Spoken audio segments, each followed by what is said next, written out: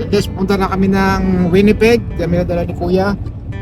Take ng Selpip. It's now 10:30. Alis na kami. Dito sa may Nipawa, sa may Manitoba. So, along the way, aliwalas ang mundo. Sana maliwalas ang resulta. So, bakit kami. So guys, dito na tayo sa may Winnipeg. So, sa may Heartsland. Yan, nakita din natin, natuntun din natin. Ayan. Diyan tayo magsiselfie.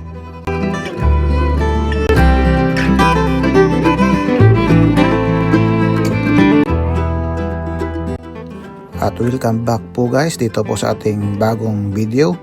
Dito po sa ating bagong video ngayon ay ipapakita natin ang ganda ng Winnipeg at ibabahagi natin kung paano tayo nag-take ng ating CELPIP o ang ating English Language Test dito sa mismong Winnipeg sa may Heartsland International School.